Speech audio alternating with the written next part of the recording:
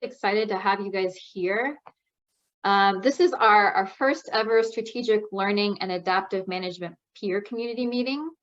I'll give you a bit of that history in the next few minutes, but I wanted to just tell you guys I'm super excited to see so many people interested in improving learning and adaptive management in their programs. So welcome to everybody. Please continue to put your names and introduce yourself in the chat as I speak through this introduction, and we'll also hopefully have a chance to see each other's faces more towards the end of this meeting.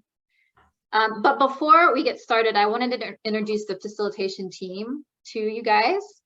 I'm Jenny Haddle. I'm the Senior Adaptive Management Advisor for the IDEAL activity. I'm joined by Eric. Eric, please introduce yourself. Hello, my name is Eric Furious. I'm the Adaptive Operations Advisor for the IDEAL activity. Thank you. And I'm also joined by Meredith. Can you just briefly introduce yourself, Meredith, and wave at the people so they know who you are? Hello, Meredith Brown. I'm a CLA specialist on the IDEAL team located here in DC. Looking forward to the meeting today. Great, thanks, Meredith. So Eric will be co-facilitating with me today, and Meredith is production. And she will also be tech help. So if you have any tech issues, please feel free to message Meredith directly, and she can help you out with that. All right, so today we'll also get started with the AHA Slides platform. We're going to be using a platform called AHA Slides. This actually allows for a more interactive audience experience. There is a link in the chat. If you follow that link, it will take you to the AHA Slides page. And at this page, you'll have a chance to be able to see the slides through your web browser. You can also use that QR code to follow along on your phone. So there's multiple ways that you can join the AHA Slides in order to make it a more interactive experience. We'll also continue sharing slides, so you'll be able to see those through Zoom as well. So a bunch of different ways that you're able to follow along on the slides and also interact with us in the meeting today.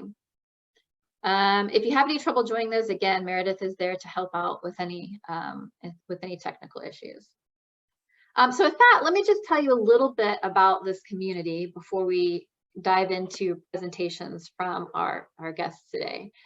So the Strategic Learning and Adaptive Management Peer Community is hosted by IDEAL, which is the implementer-led design, evidence, analysis, and learning activity funded by USAID's Bureau for Humanitarian Assistance. If you're not familiar with BHA, though I suspect most, BHA works to support the United States government's goal of improving food and nutrition security among the world's most vulnerable households and communities. So IDEAL addresses knowledge and capacity gaps expressed by the food and nutrition security community. We support them to design and implement effective emergency and non-emergency food security activities. So that's just a brief introduction to IDEAL. This specific community is designed to bring together peers to share and discuss promising practices and issues around themes that are related to strategic learning and adaptive management. That's kind of one of our work streams in IDEAL. We want to support implementing partners to be able to do this better. The community is really an evolution of a peer community that was designed to support strategic learning advisors and leads for BHA's resilience food security activities. So that community itself was more of a closed community designed to allow the SLAs, the strategic learning advisors, to be able to share with each other and tackle challenges together. So IDEAL found that those experiences were very valuable. And so we decided, along with feedback from SLAs, to open the group to a wider audience. So that's what this is. So SLAs are also eager to widen their own perspectives and hear from a more diverse group of practitioners.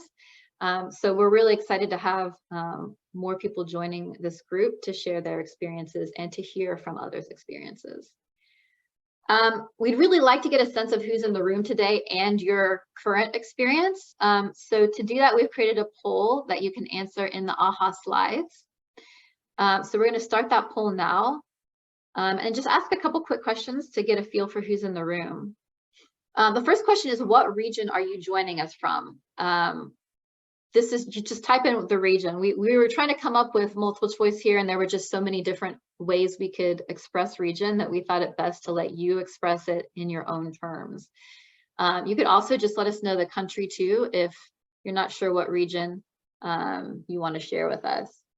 So a lot of people here, DC, I see Latin America, North America, US, North America,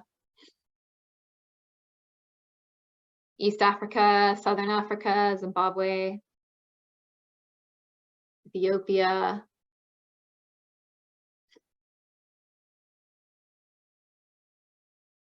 Yeah, Eastern Africa, Zimbabwe. So a lot of Africa, North America representation. Southern Africa, Zimbabwe. Awesome. Welcome, guys. Well, then I think you're going to find these very interesting presentations. And then the next question is just a sort of a reaction question. How do you feel about the state of local partner engagement in your context? How do you feel about it currently? Do you just super frustrated, not feeling so great about it, kind of meh? Okay, you feel like you can give it a smiley face. It's really great. I don't see too many like grins, like really happy grins or any frustrations. It looks to me like the crowd feels that things are going okay, but could maybe be a little bit better, which is why we're here today. Fantastic. Thanks for your feedback, guys. So for this meeting, what we're going to do is start out with presentations from 3 presenters who have, I think, the very interesting variety of experiences working with local stakeholders. There'll be a brief Q&A in between each presentation, and it is brief because we want to leave some time at the end for you guys to be able to discuss together in small groups this specific topic. Any questions that we do not answer during Q&A periods, we will follow up with the answers after the meeting is over. So we will get those answers from the presenters and we'll share those back with participants. So not to worry, if your question is not answered, it will be. And if you have a question while presentations are happening, there is an Ask a Question button in the AHA slides. You can just click on the Ask a Question button and you can ask your question at any time during the presentation. And those questions will start to populate. We'll see them and we can ask them of the presenters during those Q&A periods. All right, so let me introduce our presenters. All right, so today we're going to be discussing approaches for improving local engagement in learning and adaptive management. We have with us Ailish from Nawiri, Kenya. She's a strategic learning lead. Derek, who is a learning and research advisor for Graduating to Resilience in Uganda, and Sipiwe, the community mobilization specialist for Amalima Loco. So all of these people are going to be sharing with us just different aspects of working with local stakeholders and approaches that may improve how we can approach local stakeholders within projects and within our different contexts. So I don't want to spend too much more talking about this. I want to kind of get into some of the content. So I'm going to turn it over to Ailish to start her presentation around the market style approach for collaborative learning and improved engagement with local partners. Ailish, go ahead and take it away.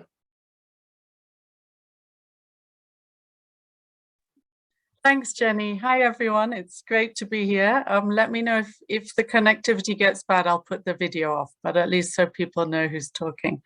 So this, we work with Nawiri, a consortium in the ASALs in northern Kenya on addressing persistent acute malnutrition. It's a 5-year RIFSA. And just to say, the first 11 slides are going to flick through quite quickly. They're really just setting the scene and the context for the focus on the learning event, which is what the main purpose of today is.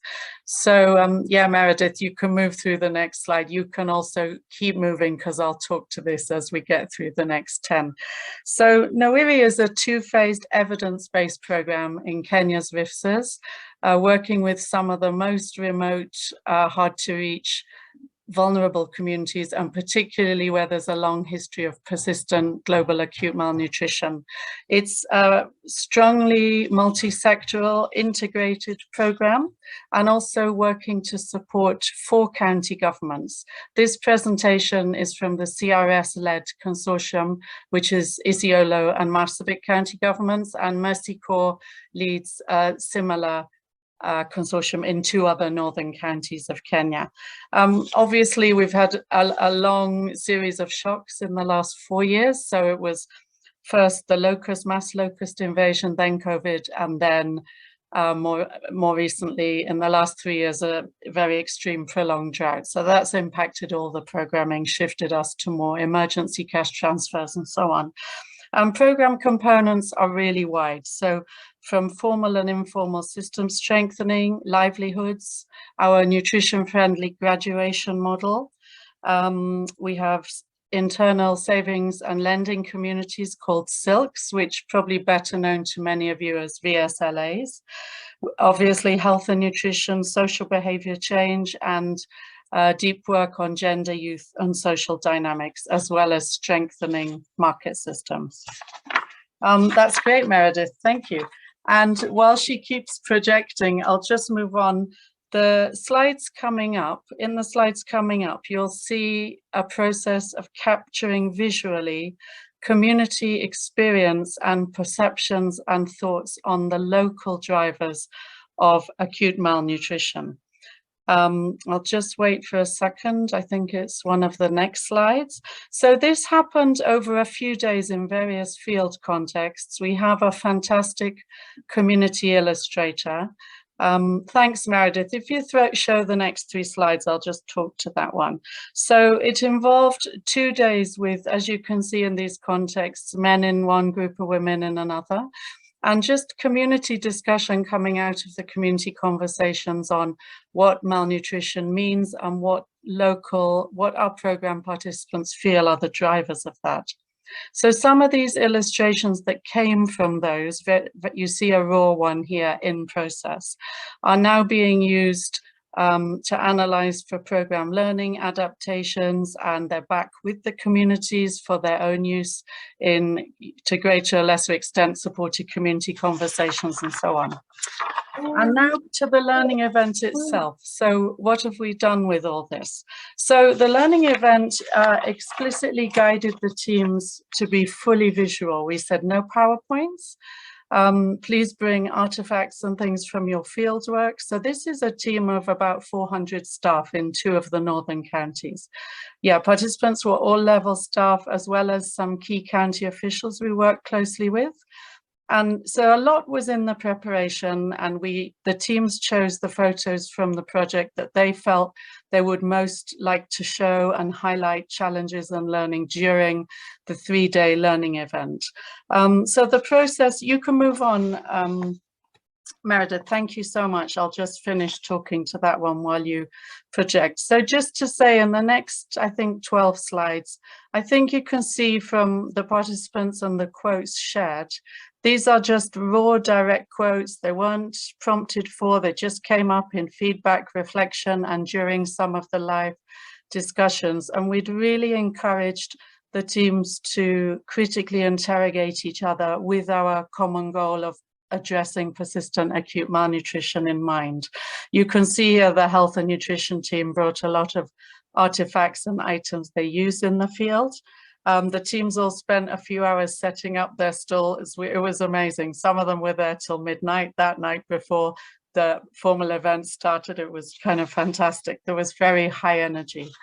So it was just to give a taster of using what for most people was a very different and maybe surprisingly innovative approach of what they called these talking walls, how different that was, and how some of the really deeper questions and issues that were raised, and through the process, each of the different sectoral and different county and national levels, so on teams interrogating each other and learning so much about the complementary parts of the holistic programming through the process. A few of these quotes are from the county government officials who many of us know spend maybe half their lives in workshops with donors and IPs, and there were some very powerful thoughts that we've never attended something like this and we must use it ourselves.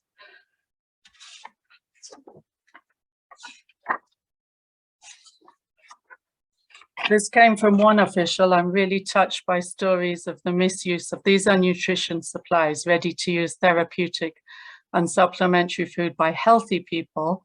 And he admitted, my family has taken this before, and now I know we're taking it from unhealthy children. So just samples of what came up in the sessions. And CRS has a well-established in 17 countries gender empowerment approach called Smart Couples. So there were questions about, well, most of our acutely malnourished households and communities are very largely or fully pastoralist, so they're polygamous. So should we be talking about smart trios or smart quartets rather than smart couples? And then some of these reflective comments about allocating more time to critical reflection and learning. That's a very common one.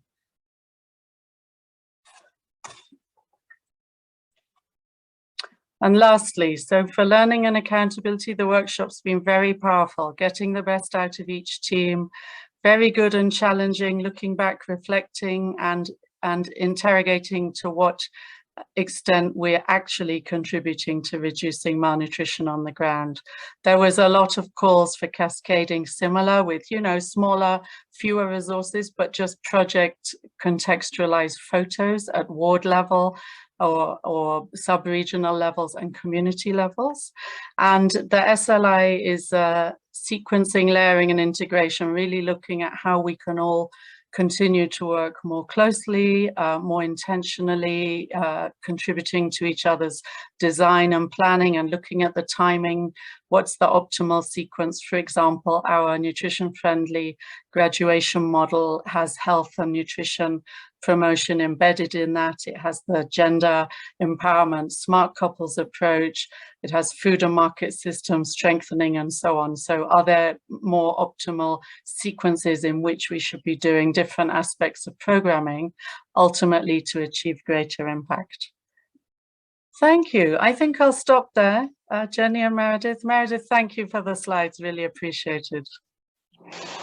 Thank you so much, Ailish.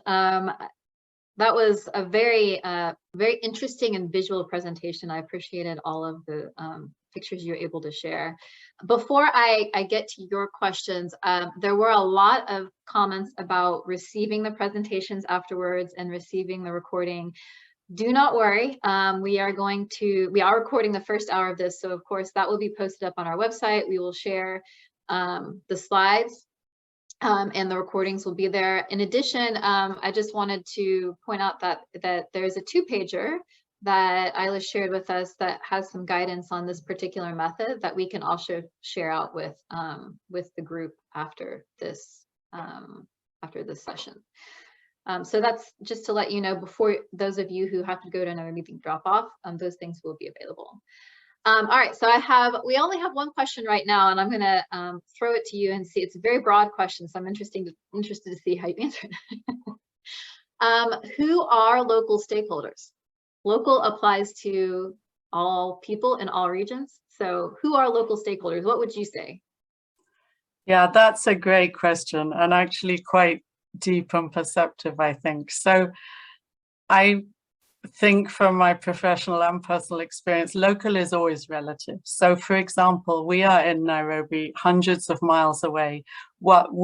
There may be about 20 leads on the program based in Nairobi and traveling hundreds of miles to Isiolo, but more Marsabit County frequently. And then even in, for example, Marsabit County, which many of you will know is on the Ethiopia Somalia border, so it's the very northern part of Kenya.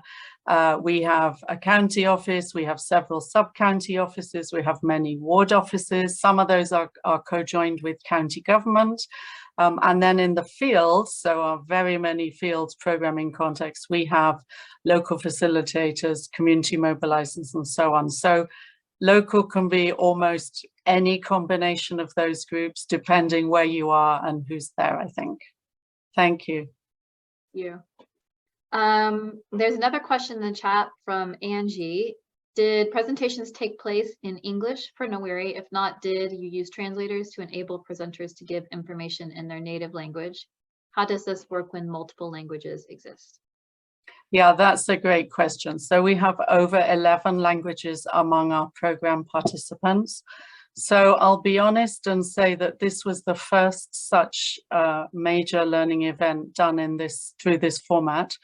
And most of the discussion was in English, but then at different times the groups broke into Swahili, which of course is Kenya's national language, and occasionally into some of the local languages. So that was, we said from the start, this is your event. You know, the few of us who don't know Swahili and the more Kenyans who don't know the local languages, it doesn't matter. Those of you who do know them, you know, we really tried to maximize participation. We honestly, having worked a lot in different forums with translators and interpreters, that would have been very hard because this was very dynamic. Often on one market stall, there might have been 3 discussions going on at once. So, you know, with an interpreter, there's other challenges that come up. But yes, it was like, this is your event, whatever language suits you is fine. But for that particular cohort, 90% are strong in English, if not more. Good question, thank you. Great. Another question, how did you translate these conversations and reflections into decision-making processes? How did you codify lessons learned and share them across the consortium for those who couldn't attend? Yeah, that's also a great question. So if I'm honest, I'll say that continues.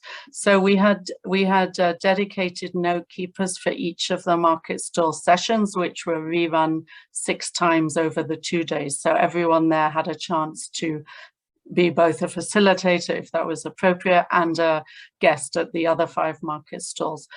So we captured all the decisions and some draft learning questions that hadn't come out then, and that's being used since. So some was, you know, low-hanging fruit decisions could be made quickly to adapt programming, other much deeper and more complicated or needed to go through various channels for approvals or budgetary approvals and so on. So I'll say it's still ongoing and we have lots of work to strengthen that. We also encouraged all those involved to, you know, just try this out to whatever degree with our support in the field. So I'm hoping this year's learning event will shed some light on concrete use of the approach at different levels. Thanks. Wonderful. And I'm just going to ask one more question and we'll pass it over to our next presenter. So learning is an important component of what we do, and most of the time we lose lessons. What has been your strategy? Do you have a learning officer? Do you motivate all team members to participate? How is management involved in leading? Yeah, wow, that's a huge one. We'll probably have a few sessions on that. Yes, we are very lucky to be a RIFSA. I'm the learning lead. I have a deputy, head of learning and accountability, and in each of the counties, because day to day it's work with the communities, county government and other implementing partners. Each of the counties, we have a dedicated officer for accountability and learning. So we're the core champions who can follow up, have resources and time for that, which is such a luxury. It's almost the first program where I've had that in so many years. At the same time, I feed into the SMT regularly critical issues on learning accountability that come up. So does my deputy, so do our county leads. And at the same time, we're working very hard to nurture a genuine culture of kind of critical reflection, learning, and using that for adaptive programming at every level. Honestly, I think it's a lifelong ambition. You never get there, you're always somewhere along the way, but far to go, but at least it's a good start. Thank you for the great questions. Yeah, and thank you for sharing your approach with us. I'm going to turn it over now to Eric to introduce our next presenter. Excellent, thank you so much. So we're going to hand it over to Derek, who will be talking about the community steering committees that he's working with in Uganda. So to make sure that we focus on the content, I'm going to pass it over to Derek. Thanks. Yes, good morning, good afternoon, good evening to everyone online. I would like to extend sincere thanks for everyone who has attended this inaugural event. Eric, thank you very much for the introduction.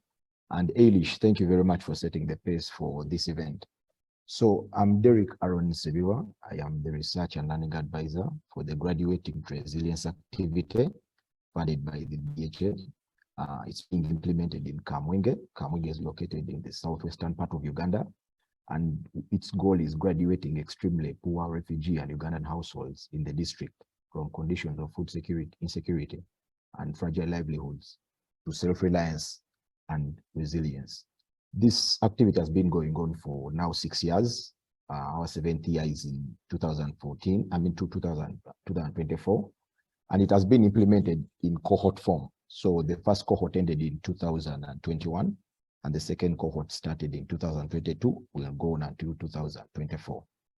As you can see from the slide, in the first cohort, we had over 6,000 active participants. Those are primary participants, but we also count their household members who are over 40,000. And in this cohort, we have over 7,000 and supporting 42,000 household members. This activity is being implemented in consortium with Tricolab and the American Institute of Research. And in each cohort, we have had an external evaluator trying to do some research and figure out what's the most cost-effective approach to graduation. That's in the first cohort. In this cohort, we are trying to establish if group interpersonal therapy has an impact on the goal outcome for a participant. You can see on the right side of the slide is a small map depicting the sub-counties of the district, and the red dots depict the location where the settlement is, and the blue dots is where the host community is. And this is very pivotal, and it will help us understand why we have the standing committees as a mechanism for feedback. Eric, let's proceed. So as already spoken of, the graduation approach, it's similar to what Ailish said. It's a sequence time-bound intervention that aims to help people living in extreme poverty and build resilience and engage in sustainable livelihoods. So the next slide is going to depict the components that this approach has and employs throughout its period of implementation. So this is showing cohort 2, and it's being implemented for over 24 months. And from 1 to 7, those are the suite of interventions that we have to implement so that the household can be regarded as resilient at month 24 and graduate. Eric, please move on. So as you saw the numbers of the people we are dealing with, over 7,000 in this cohort, plus household members, 42,000. The activity thought it fit that we have very flexible and reliable accountability mechanisms to ensure that our participants are centered in design, implementation, but also monitoring of the activity. They are over 7 to 8, as you can see, and they all complement each other. But the proactive ones include the standing committees and the post-distribution monitoring endeavors. Today, we are here to talk about the standing committees, and let's proceed to the next slide. We discuss the features. So the features of the standing committees. First of all, these are participant representatives who we engage on a quarterly basis to have a discussion on ongoing implementation of the activity during that quarter. So these participants who are the representatives are democratically elected at the beginning of the cohort by the activity participants who have been selected from targeting. There are 3 main groups, we can say, the categories. We have standing committees according to age, gender, and refugee or host delineation. So we have youth also, but the youth are also divided according to gender. So we have 10 standing committees. I mean, we have 12 standing committees with 10 members each and represent 6 villages in the host and 6 villages in the settlement, which brings it up to 12. There's self-federation of the whole cohort, which is meant to really help us get the continuity and the established rapport that they become free with the discussants and the facilitators. I've already said they meet every quarter and offer feedback in form of complaints, thanks, but also give us ways to better implement the activity. The participation the approach is participatory in nature, drawing on the best practices from focus group discussions. That means we just deploy a facilitator with a translator who knows the local language. Here we have over 6 local languages. So you'll find different standing committees are being held in different languages, including Swahili, Kinyarwanda, and other local languages like Lutoro. We emphasize that during these meetings is non-judgmental, and we focus on open discussion on the themes that have been selected during that quarter. Eric, proceed. So why the standing committees? These meetings on a quarterly basis help us draw into participants' lived experiences during that period. As you have seen, the previous components are implemented in a sequence. So every time we want to check in with our participants and ask them how we are doing, how best can we implement this particular activity at this particular time? Are they facing any challenges? Are there any opportunities that we can leverage on to ensure that we get value for money in our implementation? So this helps us adapt and deliver locally centered accountable interventions to that fact. Harnessing local knowledge. It's a very wide area, as you have seen, and multicultural, diverse. Not every intervention can fit every area. So we want to get their local feel of various interventions and how best we can tilt and tailor them to the participants' preferences, accounting for access, quality, but also acceptability of the intervention. So here there's an example of we were implementing a wash activity, and our results showed that in the settlement they were not really boiling their water. So the figures didn't tell us why. We only found that the standing committees that the participants in the settlement don't regard boiling water as an important point, since they have survived on unboiled water for a very long time during war, but also during their migration to this point. So it enabled us to go back to our curriculum and emphasize the importance of boiling water vis-a-vis the prevention of disease in where they are settled.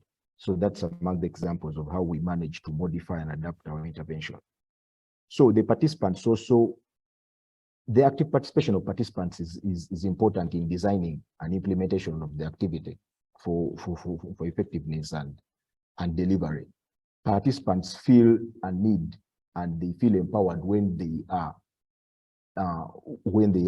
involved in these discussions, especially in the thematic areas that are going on in that quarter. So the standing committee has helped us really keep in touch with them and not have an aloof and a top-down kind of approach when it comes to our intervention. Yeah. So these serve as a feedback mechanism, but also elicit local priorities. They are priorities that participants consider important according to the time that we engage them. It may be in farming, it may be in off-farm. For example, they are very well aware of their seasons of planting and the changes in the environment and climate. So we have tailored our intervention to ensure that we deliver these things on time. And this was only achieved when we got in touch with the standing committees and they informed us of some shortcomings that we had previously when it came to the farming seasons and delivery of seeds. So it's a two-way platform. It's a mechanism for active communication. The feedback is not only from the participants, but also the feedback to the participants from management on upcoming activities and what is needed from the participants in the coming time. So on the right-hand side is just a cycle of implementation. As you see, we begin with identification of issues in the previous quarter, whereby we go through the quarterly reports that coincide with this mechanism. Then we organize a kind of draft of a question guideline to engage the committees with. The committees go ahead and they are mobilized by the POs and the respective field staff, whereby the locale and the time of meeting is agreed upon by the standing committee and the mobilizers. During these meetings, that's where we discuss, we offer feedback, and get their genuine thought and their reported reality of the existing intervention by then. Then from that, we translate, we translate into English and transcribe the recordings for analysis, for qualitative analysis, whereby then we create a report which is presented both to the program officers, but to top management for action. We also have a standing committee tracker whereby the queries and the feedback from the standing committees that can't be reflected or answered on during the meeting are escalated to a technical steering committee for further action. These reports are compiled, designed, and are printed for dissemination and are attached to our quarterly report to BHN. Eric, continue.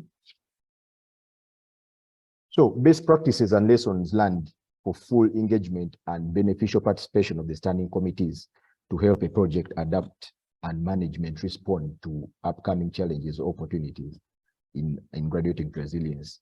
The key strength is in design and structure. The standing committee is categorized according to gender, age, and host or refugee communities because of different contexts, both for location, but also for gender and age. So having youth standing committee participants is very important. As another example is that when we engage the youth, they informed us that in the first cohort, they were not fully engaged in the activity. They felt they were left out and they were just a third wheel. So in this second cohort, we designed a program for youth engagement through apprenticeship. So with standing committees, we were able to fully engage every member of the household, not leaving out anyone. So the confidentiality that comes with it, at sometimes participants, especially over the thousands, may not be able to direct the office, to report the office directly into the distances, but also may not feel comfortable talking to a field staff who's always attached to them. And they may feel like this is very personal and this individual who's a refugee may not understand. So they will prefer to speak to a representative for anonymity and confidentiality, but also the confidence it builds to speak to a colleague to bring back your thought and your feedback. So the discussion format enables us to have a fluid and a holistic picture created during the discussions. As I emphasized, we just facilitate, we don't direct the discussion, and these discussions are held by trained facilitators who are amongst our team. So the standing committees have been a platform for leadership development as members gain confidence to go on for higher office and also influence decisions at a higher level in their area of stay. The frequency is quarterly, it's purposive, it coincides with other data collection points and enables us to have a pivot point to understand where we made an adaptation from or where we need to make an adaptation at in case we fail to make it at a certain point. So this is also very important to avoid burnout for both our officers who are going in the field to facilitate this, but also the representatives. So it's more of a mini parliament, you can say. Location of the meeting, it's at the participants' discretion. It's agreed upon at the conclusion of election. So they choose a locale that is very comfortable for them and very accessible for them to ensure that these meetings are not extraneous when it comes to us mobilizing these committee members. Then the activity humbly facilitates their travel, but also their seating with a modest fee and also refreshments to ensure that they are upright and they're ready to discuss. But also the facilitation approach, as I already spoke about by qualified officers who have done these discussions at various points in time. Tracking feedback, having a document where, another document where all the feedback from the previous standing committees has been stored, documented, and also a point of reference is very important to show and track how the project has adapted from the various suggestions and measures. So the instant feedback through other mechanisms, like I said, it is only one of a few feedback, of a suite of feedback mechanisms that we have. So we find ourselves that it complements other feedback mechanisms that involve the toll-free line, the suggestion box. So we're able to triangulate data and understand how our project is being implemented, but also how we need to adapt with the guidelines and the touch of the participants through this committee meeting. For further information, you can scan that, I've forgotten what it's called, but you can scan that thing and you get more information about the activity. Thank you very much for your time. It's Derek Good afternoon, good morning, good evening. Excellent. Thank you so much, Derek. We did have some questions come in, and it looks like we have some more. So let me start with what sort of changes have you observed via these mechanisms with respect to the interactions, especially psychosocial, between the host and refugee communities?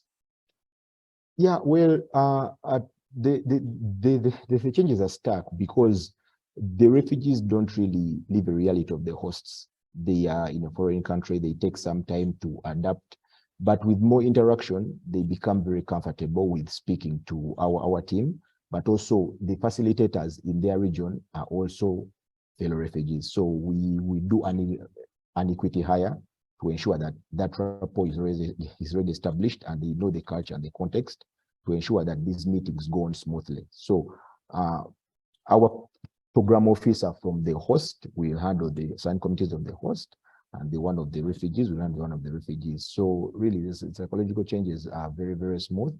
And over time, we begin to get real nuanced feedback from the respective members of the respective committees.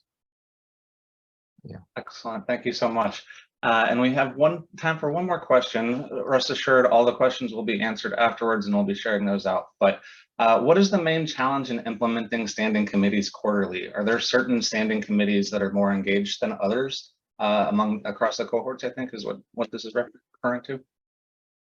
Oh, no challenge in particular, apart from the fact that you need to be intentional and plan. It is to be intentional. Like I said, it coincides with the periodic data collection. So the team knows that we need to prepare early enough to ensure that these committees are mobilized in time. We have the draft themes for discussion in time, and ensure that the team is briefed on the various approaches on how various questions can be asked and maybe the possible responses and the probes.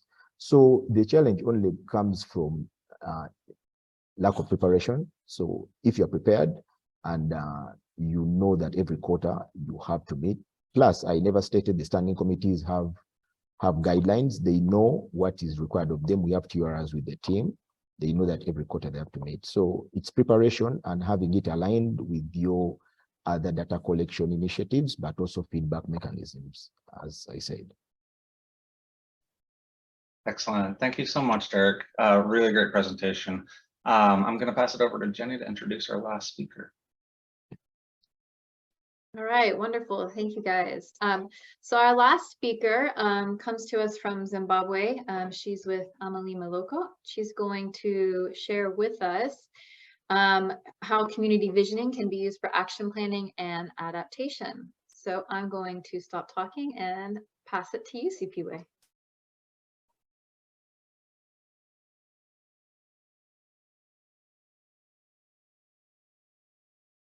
Thank you very much, Jenny. Hi, everyone.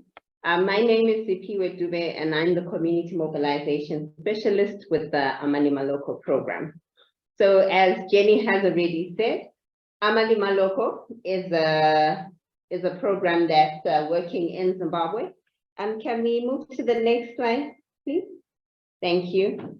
So just to share our location where we are. So we are a program that is working in Zimbabwe in the southwestern part of the country.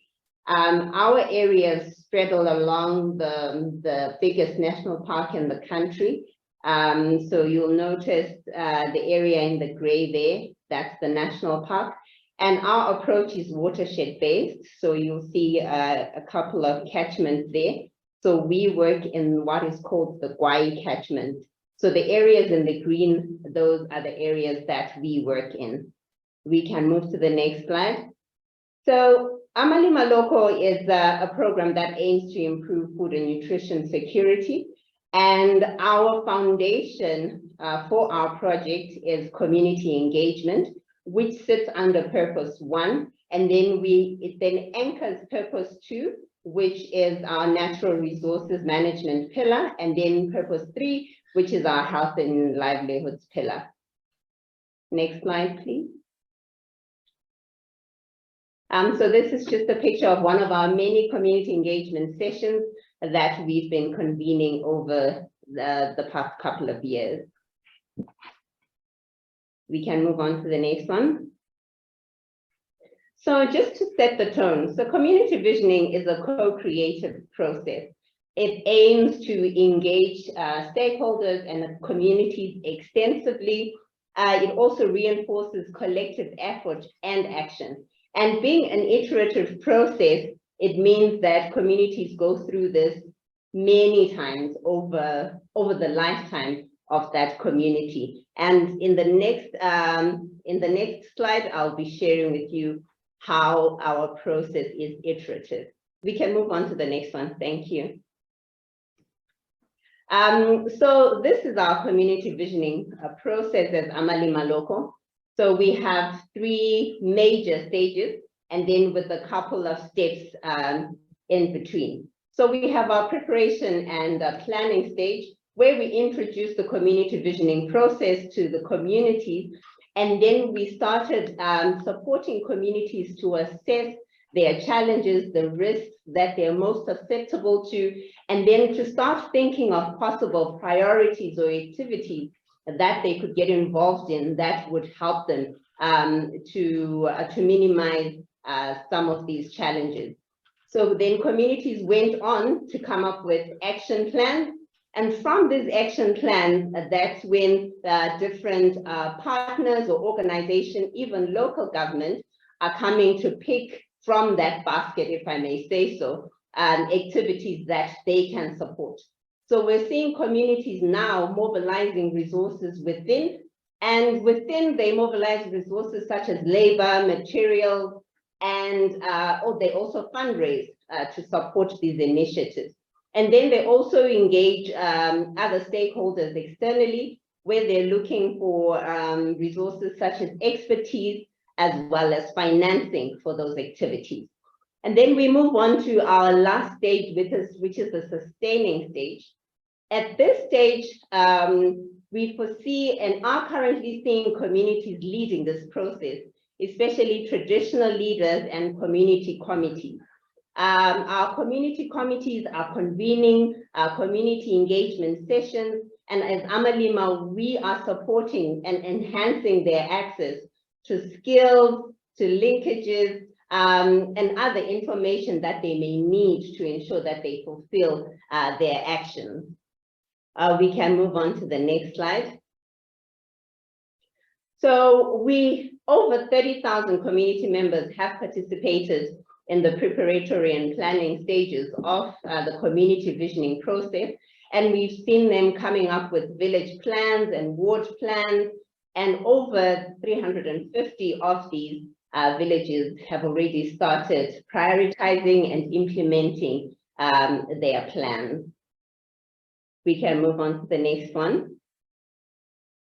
So the next 3 slides are some tools that we have used and adapted to our local communities to enable us to get information and to trigger conversations at community level. So we have tools such as the historical timeline, the socio-economic map, the seasonal calendar. You can move on to the next slide and the following one as well, just to show everybody some of the tools that we've used. So we have the vulnerability matrix, impact assessments, and the drought voting. So, and we can move on to the next one.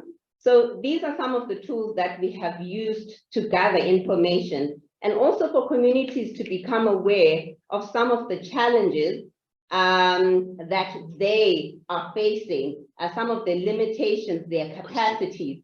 So this has been able to help communities to start the process of planning. We can move on to the next slide. So as Amali Maloko, we are adapting at 3 levels, at program level, institutional, as well as community.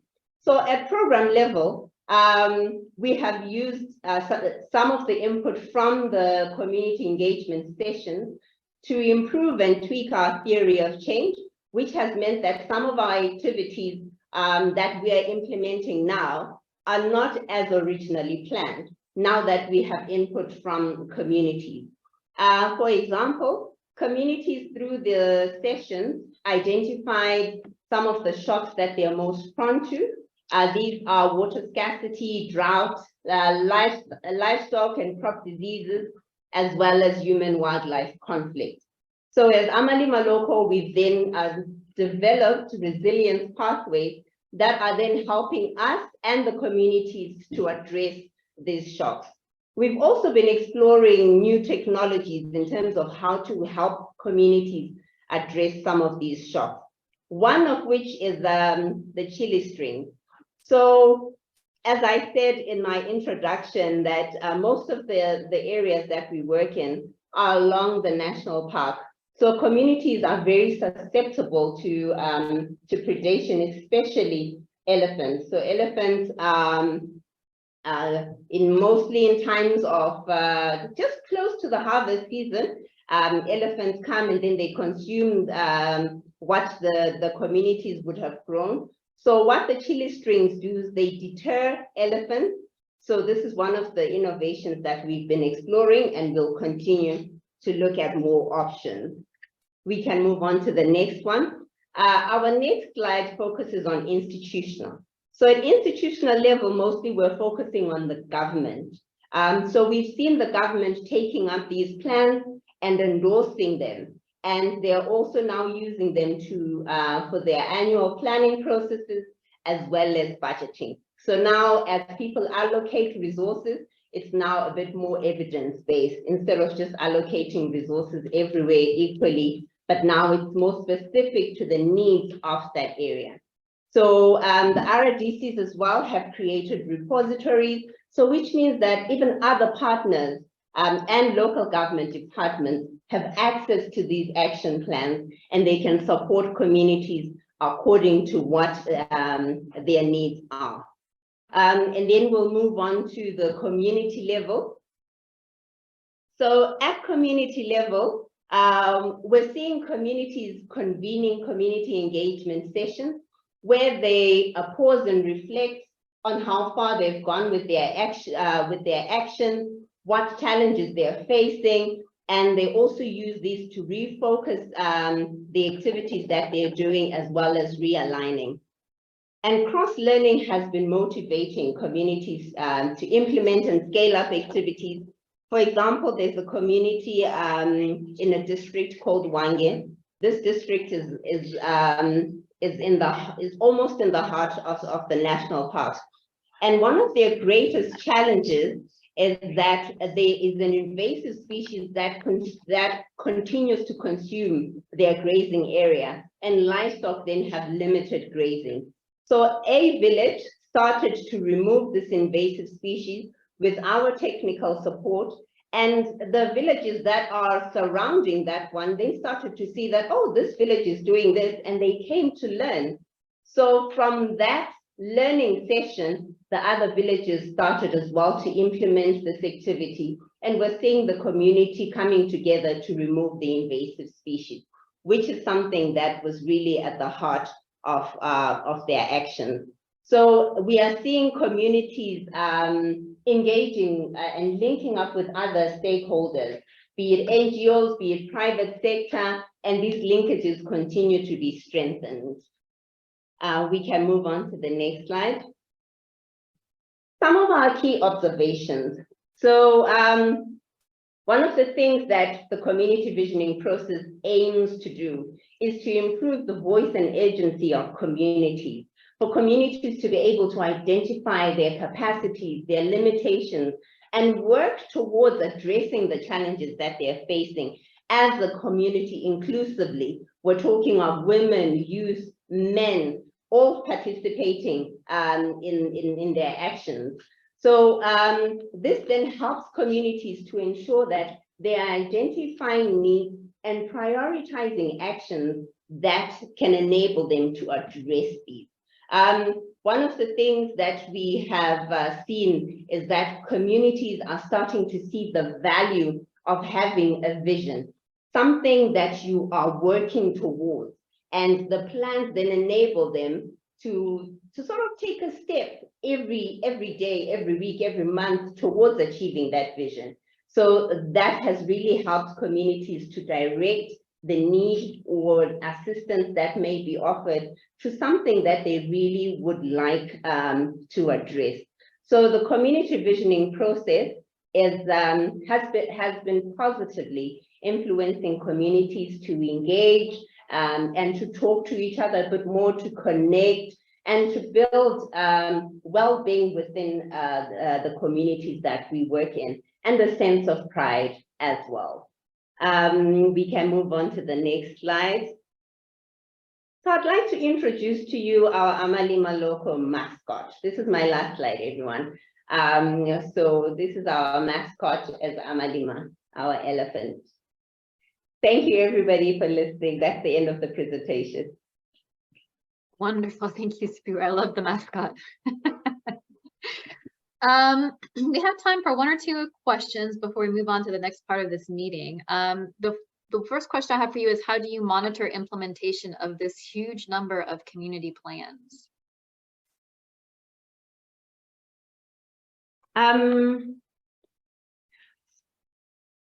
So the monitoring is not solely by us. So the monitoring is very decentralized. So we do have an M&E system through that supports the community. So we have field officers who are ward-based, who literally live within the communities, and they support communities to monitor their actions. So at community level, we have the community committees who are responsible for monitoring the actions, how far they've gone, the challenges that they're facing, and then also this information then comes up to our field team, and then it moves on to our technical team, and then to our program management unit.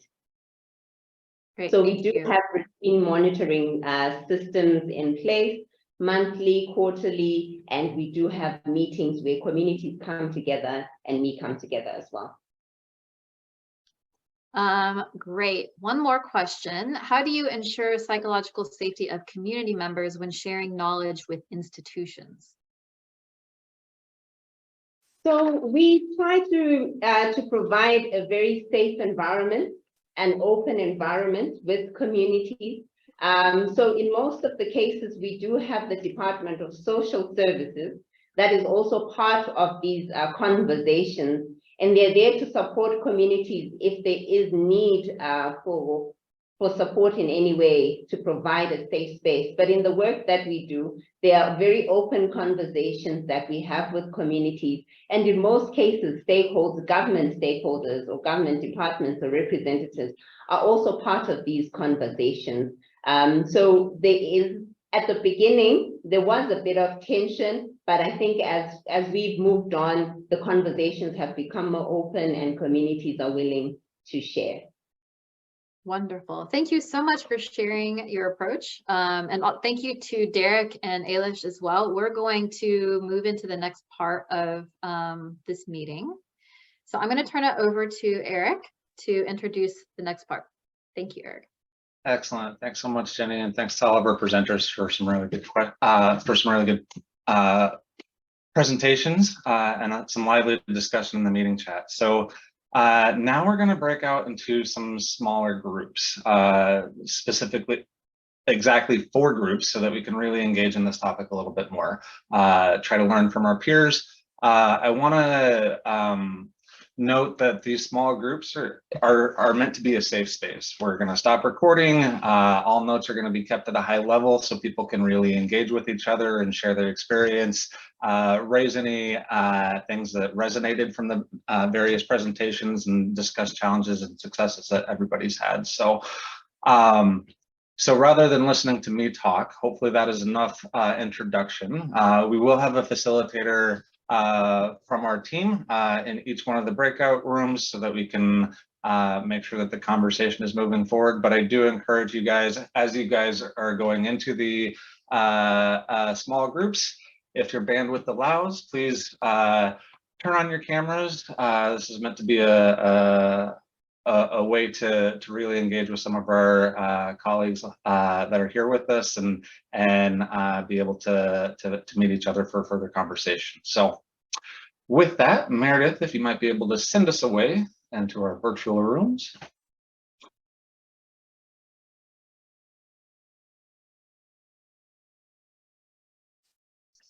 hopefully you guys had an interesting and engaging conversation. So now, just to make sure that we're not missing out. I always suffer from FOMO, or fear of missing out. So just want to get a high-level report out from each of our small groups on what you guys discussed. So do we have any volunteers to start? Perhaps Eleanor, if you want to. Maybe I, Yep, go ahead, Thamba. yeah, maybe I can. Yeah, thank you very much. I think we had some very enlightening discussions in our breakaway group, looking at what we gleaned from these presentations. But what came out more importantly was the importance of community engagement in creating that psychosocial safety, but also aligning ideas and goals and aspirations of the community. So often as development practitioners, we want to bring this idea that we know it all, we know what are your issues, but engaging communities gets into identifying critical areas, but also putting into the programs activities that speaks to aspirations and goals of the community is very key and important. And these engagements provides that platform where we align our thoughts and we have interventions that speak to people's aspirations and goals moving forward. So it actually puts the beneficiaries on the driving seat, and they chart and determine where the program should go in order for it to meet their needs or meet them at their point of needs. We then also discussed the issue of stakeholder engagement, that a one-size-fits-all would not be ideal. We need to engage stakeholders based on aligning our goals with them, but more importantly, engaging them from the beginning so that they are part of the design, they are part of the engagements. They also get to know what communities want. And that way we are able to align program activities and goals with the development aspirations of the stakeholders together with the beneficiaries who directly benefit from the interventions. I think we had a lot, but those for me were top line and high level observations from the group discussions I submit. Absolutely. Thank you so much for sharing that. And that definitely resonates with me as well. Is there any other volunteers from the other three groups who want to offer just perhaps one high-level point from your guys' discussion? Yeah, I can quickly come in, Eric. Thank you. Hello, everyone. So for our group, I think we had one of, I think the most complex discussions that we're looking at the decolonization of the whole funding system.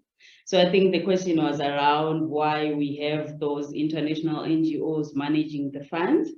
And through the discussion, we tried to figure out, we tried to get examples from local, like community-based NGOs that have been doing well regarding the management of the funds and running the project.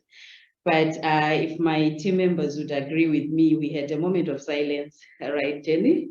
Where we're trying to think of the community-based organizations we could actually showcase to say they could do well standing alone. But still moving on with the same topic, then we went on to identify maybe CRIS as an example, to say it has the likes of Caritas, there's Scaffold, and they invest a lot of their resources, not a lot, but they have quite a lot of effort that they put into building the capacity of these organizations so that they're able to run with the funding that would have been dispersed to them. But I think an issue there was to do with the systems, to say local NGOs or community-based NGOs, they are still growing, they still need a bit of support in terms of establishing the systems to run the funds, to run the projects. So that's why we see a lot of international organizations being at the top, then having the community-based or the local NGOs at grassroots level as they try to handhold. But we acknowledge, I think the contribution was around the acknowledgement that USAID is looking into that and it's moving its focus towards funding the local NGOs, but the element of capacity building, I think it's one factor that still stands out to say, in as much as we're moving to that, they still need to ensure adequate capacity is built if we are to decolonize the whole system. Thank you. Absolutely. I was hoping you were going to solve all the world's problems in that conversation, given the high level of it, but perhaps we can segue. We have 2 more groups to quickly report out. That could be an interesting segue if anybody from my group wants to report out on the more detailed discussion on asset management or technical capacity that we were talking about. Sure, I can make a couple points. Going back to the very grassroots community level, we talked about the sort of the next steps in the community visioning process. So the assets selection and then implementation and then management, and talked about the ways to involve the community in the monitoring and evaluation of that. And so my colleague mentions leveraging their intrinsic motivations sort of to see progress made to actually address problems. And so coming up with ways for them to be involved, not only in once it's handed over, but also in actually how the asset is set up and initially run. And then we talked about the importance of that for sustainability, making sure that they have links to the right technical capacity and also budget streams and funding to be able to, maintain those assets. So we talked a little bit about that. I don't know if the colleague would like to add any other comments on that. Excellent. Thanks so much, Joanna. For the interest of time, I want to move on to that last group. So Patrice, I believe you are you're ready to speak with us. Yes, shortly, I think most of what was said, we piggybacked on those. The major highlights from our group is I'm coming from the, in terms of development, another spectrum, a little bit further from humanitarian assistance and resilience, coming from the market systems side, PSE side. And it was very illuminating to see the methodologies, the tools that have been developed to capture the essence of community engagement, which I don't think is quite there yet on the other side. And so we mentioned cross-learning, so that was really informational for me. And Frederic from our group, from FAO, I had similar comments in terms of the great advancement and the best practices, and how it seems like there's a solid evidence base of what constitutes, effective community engagement and local engagement. And the next frontier, people from my group mentioned, is on the uptake of these lessons, not just to, the feedback loops and the iterative process of improving the activities at the community level, but also taking this to the program level, how we designing and feeding this learning and project adaptation, but also how that is helping donors inform their programs and at a higher level policy making. Overall, it was very productive, constructive conversations, and those are some of the high level points. Over. Wonderful. Thank you so much. So we are coming to a close. We only have 3 minutes left before this meeting is adjourning. I wanted to, first of all, thank you for your participation, especially in the last half hour, staying on and having such interesting chats with your colleagues. I know it can be a bit intimidating to have these kinds of discussions virtually when you can't be face to face, but I think it's really exciting to have such a large group of people come together and actually tackle that in this group. That's the purpose of this group, is to help people connect and discuss some of these big issues together. So thank you for that. I have seen Meredith drop into the chat a survey. So please take some time to answer. It's just a brief survey, maybe 5 minutes or less. It will help us to improve and to design and shape our next meeting, which we expect to have on October 19th. That is the tentative date we have set right now, but there will be announcements for that. So if you are interested in hearing directly about these meetings, please subscribe to our newsletter. This really, I wouldn't call this a newsletter. It's more of a listserv, and it will be a direct link to getting the invites to these meetings. So if you click on the link in the chat from Meredith, it will take you to our strategic learning and adaptive management peer community page, where there's a link to subscribe to the listserv. These will also be announced through the FSN network newsletter as well. So that's another place to keep a lookout for the next meeting. We are also tentatively thinking about having a topic around nurturing and building a learning culture for the next meeting. We haven't 100% decided yet, but that's what we're thinking. Maybe the next just as a little preview, the next topic. If it's not the next topic, it will be coming up in a couple meetings. So yeah, if you have any examples of that, please feel free to reach out to us. We'll be following up with you with an email with all of the resources. I know that there was a request to receive these slides, so we will send those out. And yeah, just some follow-up to this meeting as well. So I just thank you guys so much for coming to this first strategic learning and adaptive management peer community meeting. We look forward to seeing you again in the future, and have a wonderful rest of your day or a wonderful evening or night.